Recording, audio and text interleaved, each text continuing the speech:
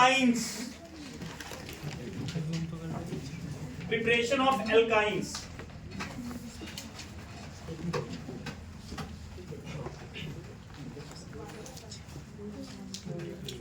आज आपको एक मेथड कराऊंगा बहुत ही तगड़ा। पहले लिखो from calcium carbide. From calcium carbide. Calcium carbide होता है बच्चों CaC2। This is called calcium carbide. तो आपने कैल्शियम कार्बाइड से एल्काइन बनाना है। कैल्शियम कार्बाइड आपको पता है, मतलब कल ही ये, क्योंकि 2-3 दिन में जेई का पेपर है बच्चों का, तो कुछ मैं हाइड्रोकार्बन्स के इंपॉर्टेंट रिएक्शन जो उनको करवा रहा हूं, तो उसमें उनको मैंने स्पेशली बताया कि ये वाला रिएक्शन बहुत इंपॉर्टेंट है। आज हम 3-4 रिएक्शन पढ़ेंगे, 3-4 रिएक्शन पढ़ेंगे और 3-4 हम कुछ इंपॉर्टेंट छोटे छोटे टॉपिक्स हैं जो बहुत इंपॉर्टेंट है जेई पॉइंट ऑफ व्यू से। तो मतलब आप इसको ये समझना है कि आपको आगे चल के जैसे क्लास 12 के बाद जो आपका क्लास 12 में 12 के बाद जो आपका जेई का पेपर आएगा या नीट का पेपर आएगा, उनके लिए ना ये रिएक्शन बहुत इंपॉर्टेंट होते हैं, बहुत ज्यादा इंपॉर्टेंट। चलो बाद में तो आपको ये बहुत इजी लगने लग जाएंगे, लेकिन इनको याद करना पड़ता है। आप इतनी ऑर्गेनिक पढ़ लोगे कि आपको ये इजी लगने लग जाएंगे, लेकिन दिक्कत ये है कि ये याद नहीं रहते बच्चों में। तो ये रिएक्शन इंपॉर्टेंट है, तो पहले इनको वेरी इंपॉर्टेंट करके लिख लेना, क्योंकि क्लास 12 में जब तुम लोग दोबारा से आओगे और जब लास्ट में आपका नवंबर के बाद जो हम जेई के +1 की रिवीजन करना शुरू कर देते हैं, तो उसमें फिर जल्दी करते हैं, तो बस ये जो रिएक्शन आपने लिखे उनको रिवाइज ही करते हैं। तो अगर आपके पास अच्छे नोट्स बने होंगे तो फिर कोई दिक्कत नहीं आएगी। तो प्रिपरेशन कर रहे हैं हम, पहले लिखना आपने फ्रॉम कैल्शियम कार्बाइड। तो लिखो बच्चों, लाइन लिखो, इसमें बहुत इंपॉर्टेंट कि on industrial scale, on industrial scale, ethyne is prepared by treating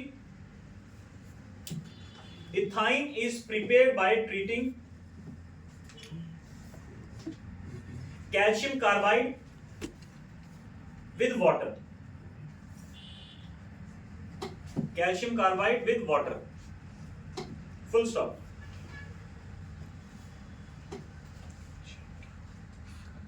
आगे लिखो, calcium carbide is prepared by heating, calcium carbide is prepared by heating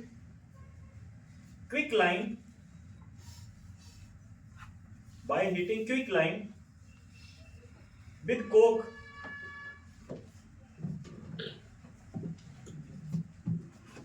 Cokes. बच्चों ये कार्बन का ही एक कंपाउंड होता है, सिंपली कार्बन ही है, ये हीटेड कार्बन होता है। जब चारकोल को बहुत ज्यादा हीट कर देते हो तो कोक बनता है वहां पे। तो देखो, calcium carbide is prepared by heating quicklime with coke, full stop. Quicklime can be obtained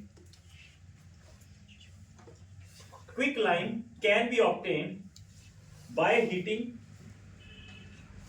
Quicklime can be obtained by heating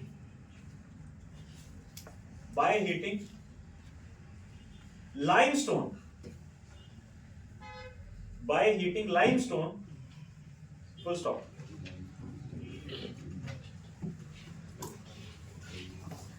तो बच्चों ध्यान से सुनना,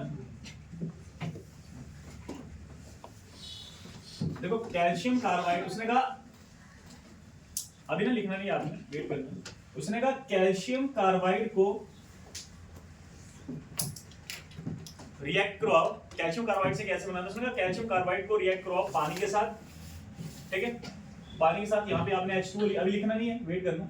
आपने H2O लिया, आपके पास बनेगा बच्चों कैल्शियम हाइड्रोक्साइड, और प्लस आपके पास बनेगा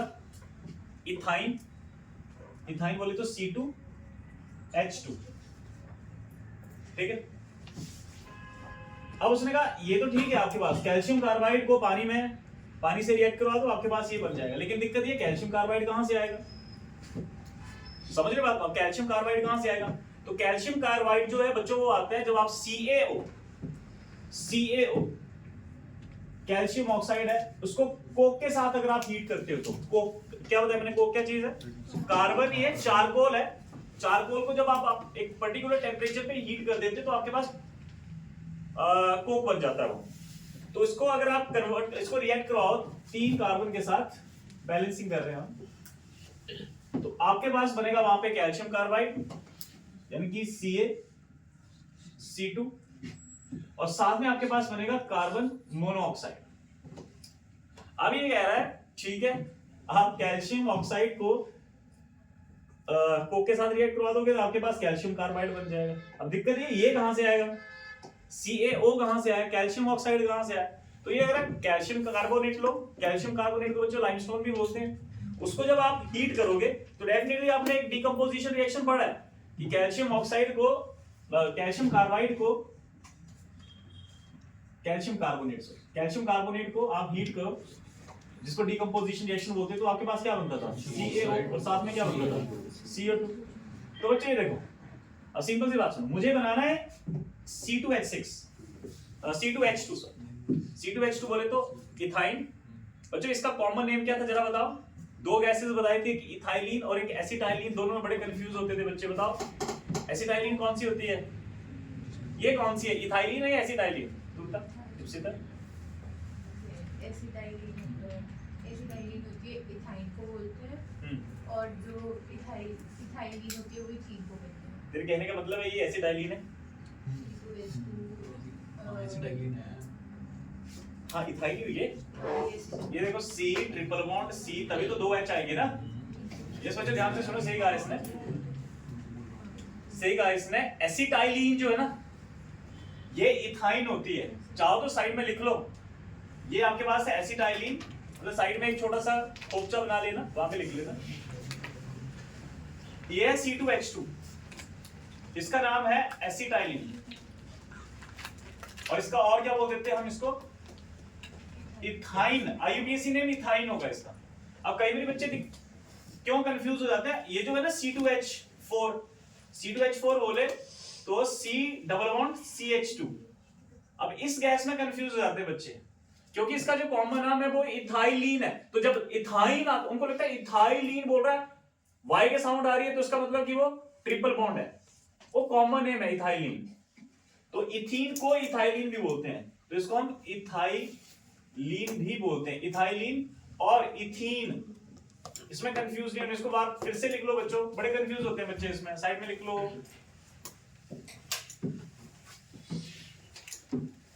लिख लिया, नोट कर लो इसको।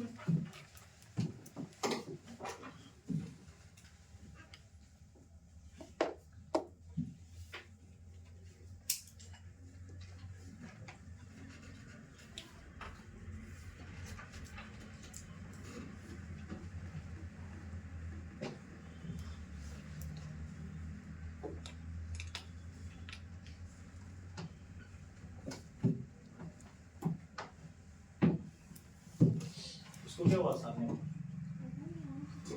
पता नहीं, तो मैसेज आता कि घर में ये रिश्तेदारी में किसी की डेथ हुई, पता नहीं है।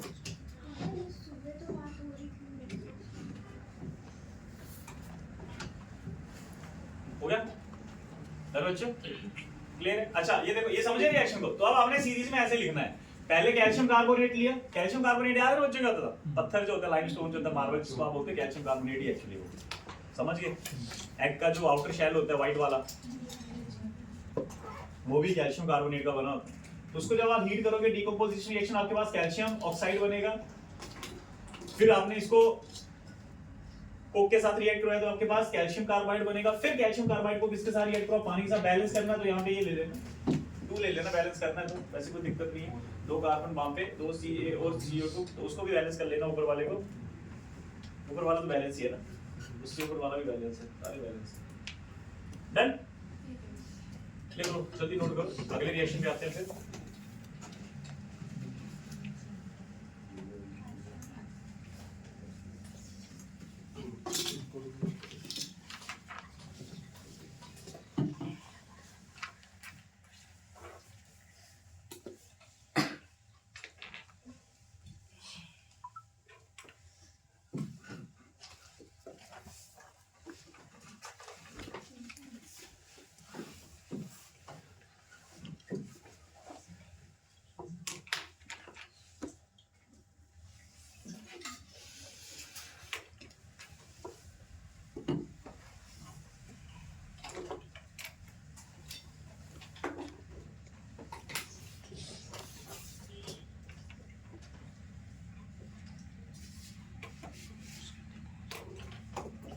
बच्चों ध्यान से सुनो, अगला रिएक्शन भी एक बहुत इंपॉर्टेंट रिएक्शन माना जाता है। आगे चल के क्लास 12 में कुछ छोटे छोटे रिएक्शन करोगे, कन्वर्जन करोगे, तो इसमें ये वाला पार्ट जो ये वाला रिएक्शन बहुत इंपॉर्टेंट रोल प्ले करता है। तो दूसरा लिखो बच्चों, पहले लिखा हमने फ्रॉम कैल्शियम कार्बाइड, अगला लिखो बच्चों from vicinal dihalide. From vicinal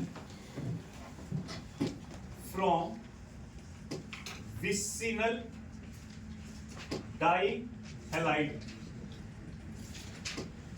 from vicinal dihalide. चलो कौन बताएगा विसिनल क्या होता है? एक मिनट। वेरी गुड, एक को पता है। आप खड़े करो जिनको पता है विसिनल के बारे में। ये बताएगा कुणाल मुझे। कुणाल विसिनल बेटा तुम लोग बहुत गधे होते जा रहे दिन प्रतिदिन। मैं फिर लाइव वीडियो में गालियां दे दूंगा। भावना तू बता बेटा। ऑपोजिट नहीं बोलते, एडजेसेंट कार्बन के ऊपर जो अटैच होगा। अगर दो कोई भी, चाहे वो हैलोजन हो चाहे कोई भी दो OH ग्रुप आ गया, तो उसको बोलेंगे विसिनल। कब? जब एडजेसेंट के साथ, एक यहाँ पे और दूसरा एडजेसेंट वाले के साथ अटैच हो, उसको बोलेंगे विसिनल। और जेमिनल बताया था, जेमिनल मतलब यहाँ पे सेम कार्बन के ऊपर जब दो सेम ग्रुप आ जाएंगे। जेम डाइहैलाइड भी हो सकता है, विस डाइहैलाइड भी हो सकता है, जेम डाई अल्कोहल भी हो सकता है, जिसको हम ग्लाइकोल बोल देते हैं। तो फ्रॉम विसिनल डाइहैलाइड में देखो, अब ना विसिनल तो सबको पता है बच्चों, ध्यान से सुनना। ये है CH2 और इधर मान लो आपके पास है Br, और इधर भी है CH2 और आपके पास है Br। बच्चों कभी भी मैं KOH लूं, ध्यान से सुनना, KOH कौन से वाला? दारू में डूबा हुआ, याद है जिसको बोलते थे हम एल्कोहलिक KOH। क्या होता है बच्चों जब भी दारू में डूबा हुआ वो ले दो? कौन सी? Beta elimination. ध्यान से सुनना, बीटा एलिमिनेशन होती है। बीटा एलिमिनेशन बोले तो डीहाइड्रो हैलोजिनेशन रिएक्शन। क्या होता है बच्चों? जैसे मान लो, अब बच्चों देखो, अगर मैं इस ग्रुप को देखूं तो दिस इज अल्फा कार्बन, तो ये कौन सा हो गया? बीटा। इसके साथ जो हाइड्रोजन लगा है वो बीटा हाइड्रोजन। लेकिन अगर मैं इसको देखूं तो भाई ये भी तो सब्स्टिट्यूएंट है, एल्काइल हाइड है, कौन है? Bromo same. तो ये अल्फा कार्बन हो गया कौन सा? मतलब दोनों में से कोई एक निकल सकता है। अगर ये Br निकला तो ये इस वाले H को ले जाएगा, ये वाला Br निकला तो ये इस वाले H को ले जाएगा, याद है ना? तो मान लो किसी से भी करवा दो आप।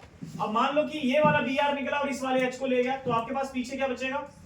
CH2 CH Br double bond CH2, यही निकला। कौन सा रिएक्शन हुआ ये? जल्दी बताओ। डीहाइड्रो क्या बनेगा साथ में? KBr बनेगा और पता ना HBr निकलेगा, तो वो KOH के साथ रिएक्ट करेगा, तो एसिड और बेस को जब मिलाएंगे तो KBr बनेगा और वाटर निकलेगा। निकल गया।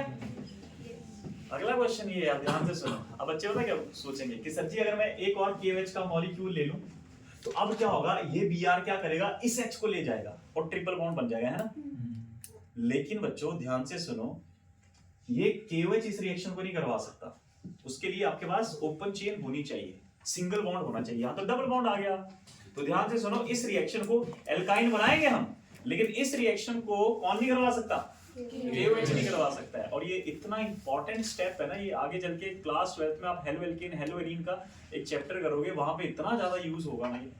तो आपने याद रखना है, कभी भी आपने ट्रिपल बॉन्ड बनाना है और आपने हेलोजन रिमूव करना है, तो फिर क्या नहीं लेंगे? KOH नहीं लेंगे। क्या लेंगे? KOH नहीं लेंगे। KOH अल्कोहलिक नहीं लेंगे। यहाँ पे हम लेंगे NaNH2, जिसको बोलते हैं सोडा माइड।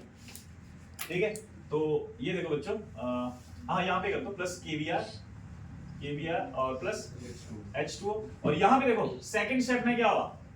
सेकंड स्टेप में क्या हुआ बच्चों? यहाँ पे क्या आया? NaNH2। अभी जो NaNH2 है, Na क्या करेगा? एक Br को ले जाएगा और NH2 जो एक हाइड्रोजन को ले जाएगा, अमोनिया निकल जाएगा और क्या निकल जाएगा आपके पास? NaBr। और प्रोडक्ट क्या बना आपके पास? CH triple bond CH। मतलब देखो Na जो Br को ले गया गायब, NH2 है, NH2 एग्जिस्ट नहीं करता, मतलब ये तो एक स्पीशीज बनेगी, तो ये रिएक्ट करेगा, हाईली रिएक्टिव स्पीशीज, ये हाइड्रोजन को ले जाएगा, तो वहां पे NH3 अमोनिया बन जाएगा। तो अमोनिया एक प्रोडक्ट एग्जिस्ट कर सकता है ना फ्री स्टेट, तो ये बन गया आपके पास एल्काइन। ऐसे बनाएंगे इस रिएक्शन को, ये रिएक्शन बहुत इंपॉर्टेंट है, लिख लो इसको। इस गैस का नाम क्या है बच्चों?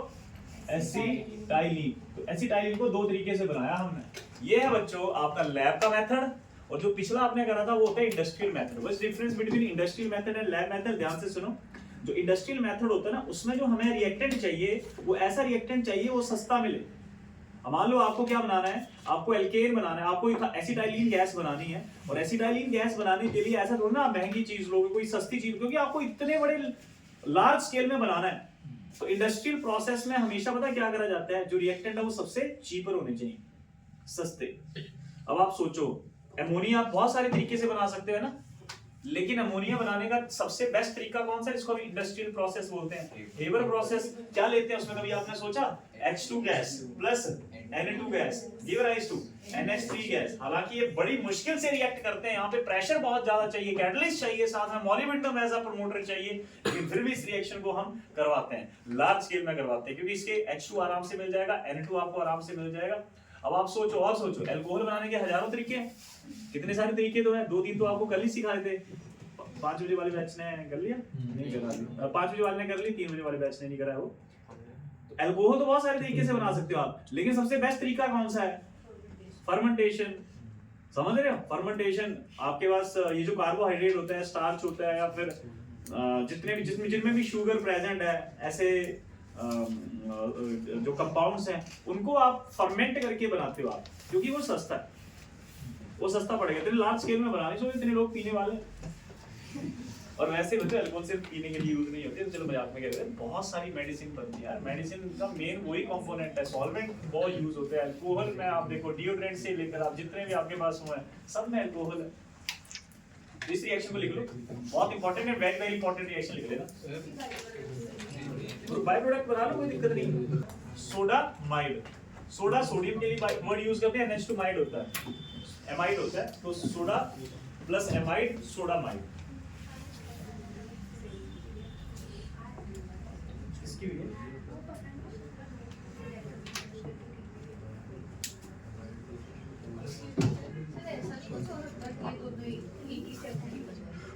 हाँ, तो जनरली देखो, ध्यान से सुनो, एक और चीज, जब आपको कल को जेईई एटसेट्रा नीट में क्वेश्चन आएगा, ये क्वेश्चन कैसे आते हैं, कभी भी ऐसे स्टेप्स नहीं देते हैं। वो पता क्या करता है, ये देखो देखो, वो पता क्या करेगा, जैसे उसने आपको कंपाउंड दिया CH3CH,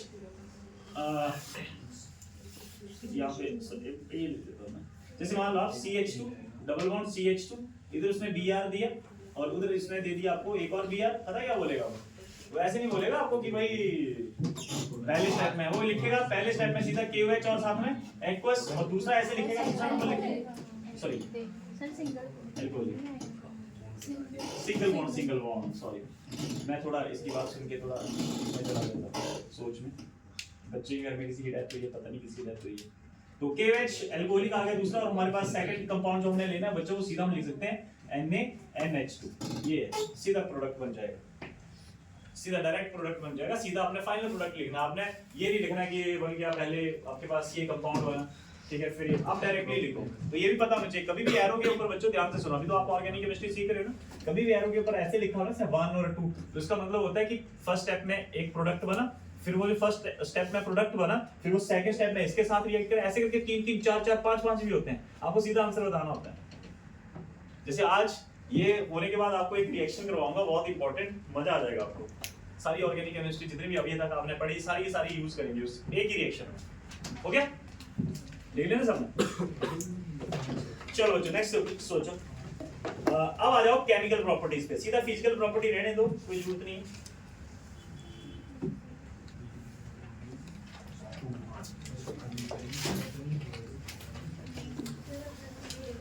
property of alkyne and ये वाला टॉपिक भी बहुत इंपॉर्टेंट है, इसको भी वेरी वेरी इंपॉर्टेंट लिख लेना, बहुत बहुत ज्यादा इंपॉर्टेंट है, ठीक है? चलो तो बच्चों ध्यान से सुनो, क्या कार्बन की इलेक्ट्रोनेगेटिविटी सेम रहती है हर एक कंपाउंड में? याद करो, ये पहले भी मैंने आपको बताया, क्या कार्बन की इलेक्ट्रोनेगेटिविटी जो है हर एक कंपाउंड में सेम रहेगी? वेरी करेगी? कैसे वेरी करेगी? कोई ऐसा बच्चा है जो मुझे बताए, कोई ऐसा बच्चा जो मुझे ये एक्सप्लेन करेगी कि सर कार्बन की इलेक्ट्रोनेगेटिविटी जो है वो चेंज होगी, काम रहेगा कार्बन ही, लेकिन उसकी इलेक्ट्रोनेगेटिविटी जो वो चेंज होगी। What is electronegativity? पहले तो ये बताओ। Tendency of an atom to attract shared pair of electron toward itself. कोई आइडिया बच्चों मैं बोल रहा हूं? 3 कंपाउंड में दूंगा और तीनों कंपाउंड में कार्बन की इलेक्ट्रोनेगेटिविटी जो वो अलग अलग होगी। और मैंने ये बताया हुआ है, ऐसा नहीं कि नहीं बताया। सोचो कब हो सकता है ऐसा? कोई बच्चा तुम बताओ। ये शिखा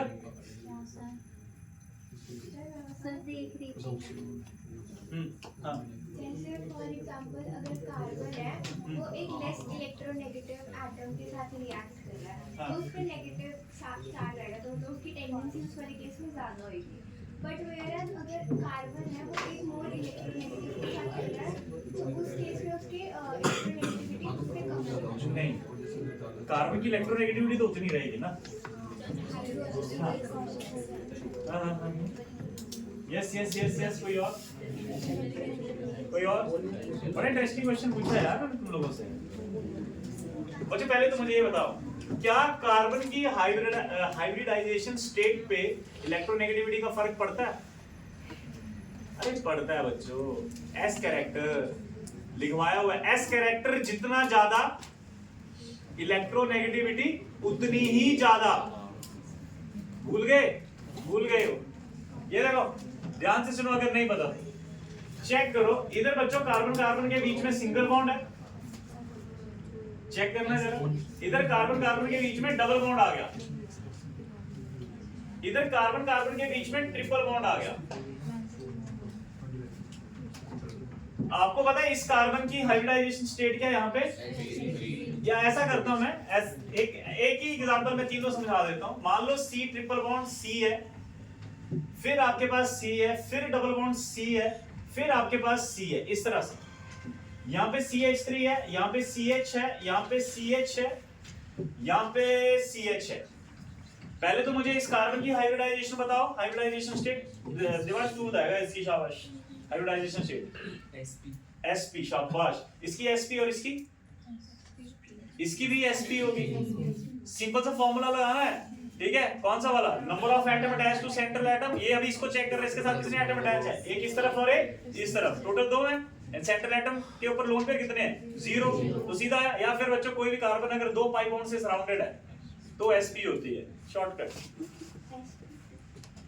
इसकी क्या कौन सी है? sp। इसकी भी क्योंकि 2 पाई बॉन्ड से सराउंडेड और वैसे भी नंबर ऑफ एटम अटैच करने के साथ एक इधर बच्चों ग्रुप और एक इधर, टोटल 2 ग्रुप अटैच है।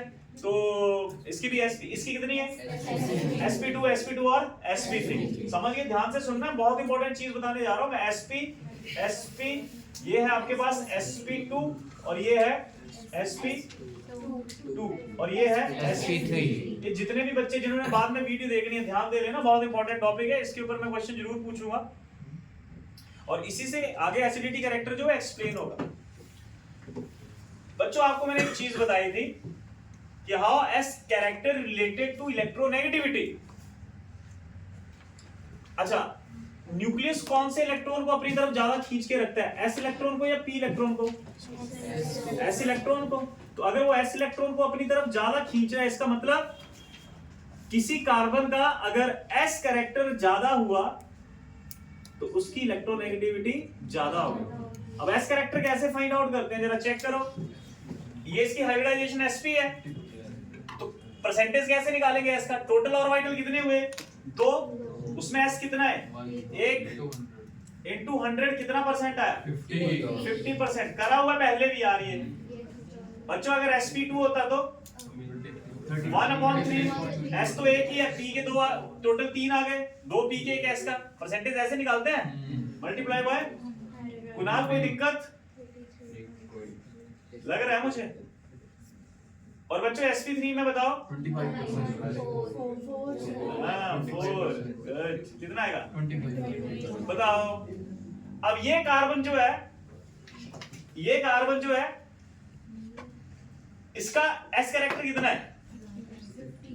50%। तो इसकी इलेक्ट्रोनेगेटिविटी ये ज्यादा इलेक्ट्रॉन को की, मतलब ये अगर हाइड्रोजन के साथ अटैच है ना इधर, और ये वाला कार्बन, ये देखो ये वाला कार्बन, तो ये बॉन्ड ज्यादा पोलर हुआ या ये बॉन्ड ज्यादा पोलर हुआ? खुद सोचो, दिमाग लगाओ। इस कार्बन की हाइब्रिडाइजेशन sp3 कितना परसेंट एस कैरेक्टर? ओनली 25%। तो इस कार्बन और हाइड्रोजन के बीच के बॉन्ड की पोलैरिटी ज्यादा हुई है इसके sp वाले की, क्योंकि इलेक्ट्रोनेगेटिविटी डिफरेंस ज्यादा ना, इस कार्बन पर की इलेक्ट्रोनेगेटिविटी ज्यादा, हाइड्रोजन की तो उतनी रहेगी 2.1 2.1, इसकी जो है वो ज्यादा है, तो डिफरेंस ज्यादा आएगा। और आपको पता है इलेक्ट्रोनेगेटिविटी का डिफरेंस जितना ज्यादा, मतलब ये क्या करेगा, इस शेड पेयर को अपनी तरफ ज्यादा खींचेगा, जिसकी वजह से इसके ऊपर पार्शियल पॉजिटिव, इसके ऊपर पार्शियल नेगेटिव, पर इसके ऊपर नहीं आएगा इतना पार्शियल नेगेटिव पार्शियल पॉजिटिव और पार्शियल पॉजिटिव पार्शियल नेगेटिव, इतना पोलर नहीं है बाउंड ये। अब समझे कि नहीं समझे? तो मान लो अगर आपको किसी, अच्छा ये क्या दे सकता है फिर अपना H पॉजिटिव इजीली डोनेट कर सकता है जहां पे भी अल्काइन आए, जहां पे H पॉजिटिव, अगर ये H पॉजिटिव अपना इजीली दे सकता है तो इसका नेचर कौन हुआ फिर? इसका नेचर क्या हुआ? वो देख हिताक्षी को पहले कुरकुरे खा रही है, इसने पूरा पैकेट भर के कुरकुरे का खा लिया, क्या कहा मैंने? तो कार्बन का S कैरेक्टर जितना ज्यादा तो यहाँ पे ना साइड में एक इंफॉर्मेशन लिखो, पहले तो लिखो S character of carbon,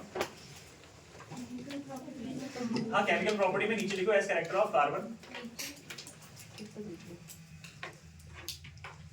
S character of carbon. और एक चीज लिख लेना बच्चों कि S character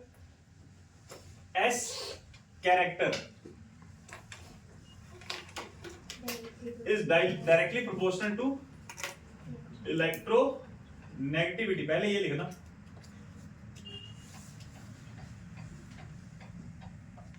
So order of electronegativity क्या होगा? Order of electronegativity of carbon, बताओ बच्चों कौन सा? sp हाइब्रिडाइज्ड कार्बन सबसे ज्यादा, फिर sp2 और सबसे कम sp3।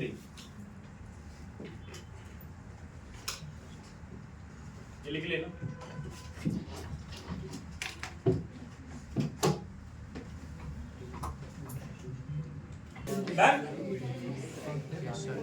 सो क्या पता चला आपको बच्चों? कार्बन का S कैरेक्टर जितना ज्यादा इलेक्ट्रोनेगेटिविटी उतनी ज्यादा। ओके चलो, तो अब इससे क्या एक्सप्लेन करेंगे हम? इससे एक्सप्लेन करेंगे बच्चों हम acidity of alkynes. Chemical bonding hybridization जब पढ़े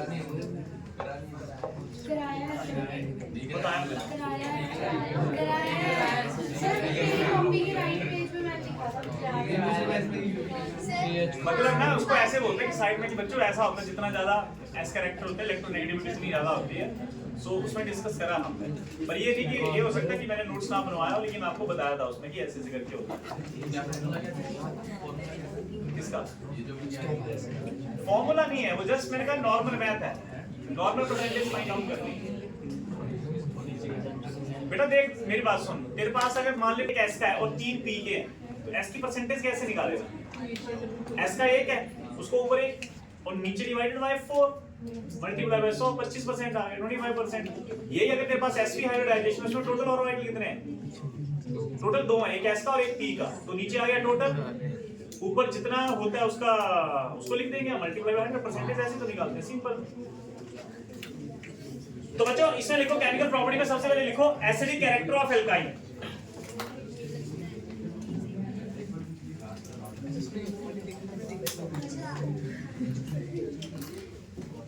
acidic character of alkyne, acidic character of alkyne,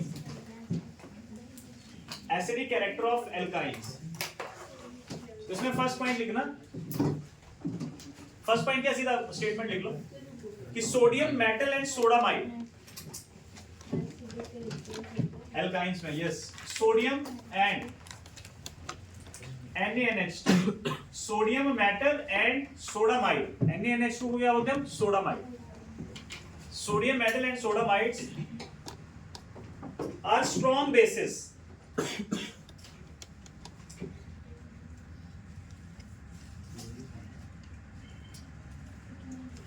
देखो are strong bases full stop, they react with ethyne, they react with ethine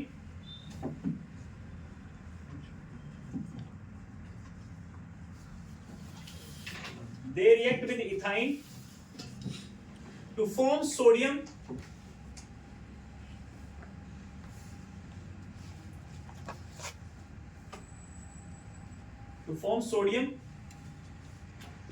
एसिटाइलाइड। एसिटाइलाइड की स्पेलिंग लिख लेना, एसिटाइल लिख लेना पहले और IDE लगा लेना। एसिटाइलाइड बोलते हैं इसको। With the liberation of dihydrogen gas,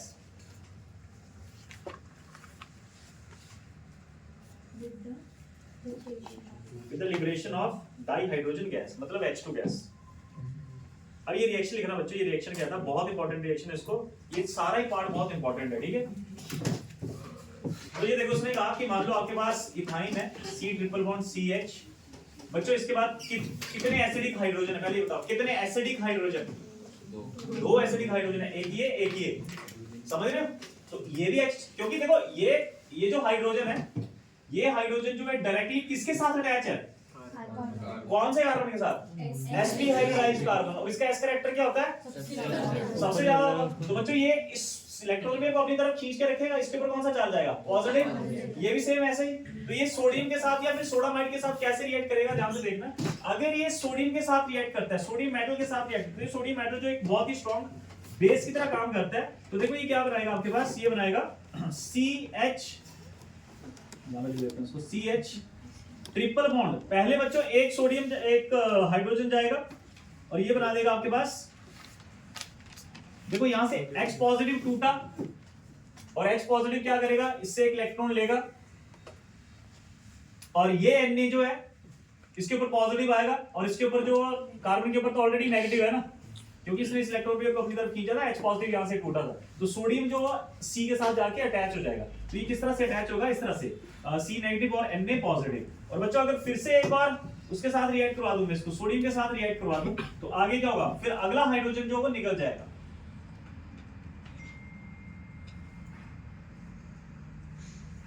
अब ये इनका नाम क्या है, कंपाउंड का नाम क्या है, उनका लिख लेना, ये है मोनोसोडियम इथाइनाइड। मोनोसोडियम इथाइनाइड। और ये क्या हो जाएगा फिर बच्चों, डाइसोडियम। यहां पे दो सोडियम हो जाएंगे, तो डाइसोडियम इथाइनाइड। ये लिख लो कंपाउंड। ये देखो पहले एक बच्चों H गया, तो फिर Na यहाँ पे आके अटैच हो गया, तो ये मोनोसोडियम, मोनो मतलब एक सोडियम, फिर क्या हुआ अगले स्टेप में, ये वाला H चला गया, तो डाइसोडियम इथाइनाइड। और ये तो हमने रिएक्ट करवाया किसके साथ, सोडियम के साथ। यही अगर मैं इसको किसके साथ रिएक्ट करवाता, सोडामाइड के साथ, तो देखो क्या रिएक्शन होता है, ठीक है। सोडामाइड के साथ ये और तरीके से रिएक्ट करता है, मतलब कंपाउंड वही बनेगा और तरीके से, तो क्या है, बस ये कि अमोनियम बच जाएगा सामने। NaNH2 बस कुछ नहीं है, पहले फिर से वही CH triple bond C negative Na positive,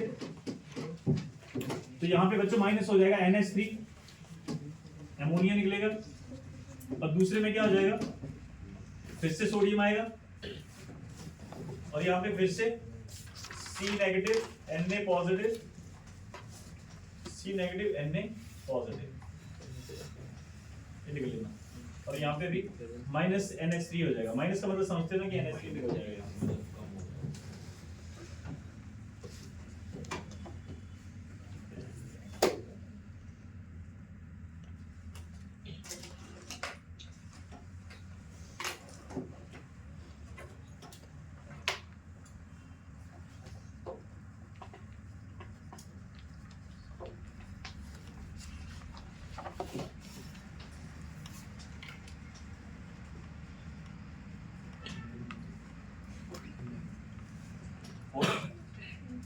ठीक है, इंपॉर्टेंट चीज इसके बारे में देखो, ये तो सिंपल सी बात है, रिएक्शन है। इंपॉर्टेंट चीज इसके बारे में नीचे लिखो, एक बॉक्स बनाओ छोटा सा, पहले स्टेटमेंट लिख लो, उसको बॉक्स बना लेना और वेरी वेरी इंपॉर्टेंट कर लेना कि alkene and alkane do not react with sodium and sodamide. Alkene and, क्योंकि इथीन है वो, एल्कीन है, और कौन सा, एल्केन। सिर्फ एल्काइंस ही रिएक्ट करते हैं, सेम ही बेटा कंपाउंड, नाम बोल लीजिए, सोडियम इथाइल। बच्चा क्या क्या बताया मैंने? Alkene and alkane do not react with sodium metal and sodamide, क्योंकि बच्चों उनका जो हाइड्रोजन है वो इतना ज्यादा एसिडिक नहीं होता है कि वो रिलीज हो सके। इथीन एंड मतलब alkene and alkane do not react with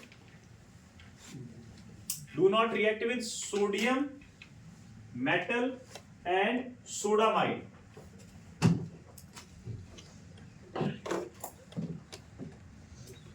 मुझे बहुत इंपॉर्टेंट रिएक्शन है यार, ये बहुत ही ज्यादा इंपॉर्टेंट रिएक्शन, मतलब बहुत पूछे जाते हैं। अब ना मैं आपसे एक क्वेश्चन पूछता हूँ, अगर आपने एक क्वेश्चन बता दिया ना, सच्ची बता रहा हूँ मैं, तो उस बच्चे को मैं दूंगा शाबाशी, नॉट चॉकलेट टुडे। कल एक बच्चे को 10 रुपए मिले हैं, इसको है कोई आज पैसे जीतने वाला? आज नहीं यार पैसे, तो गरीब कर दोगे तुम लोग, रोज में 10-10 रुपए देता रहा।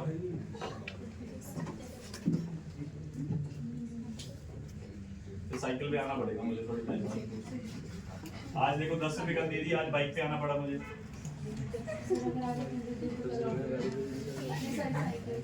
साइकिल पे आना पड़ेगा।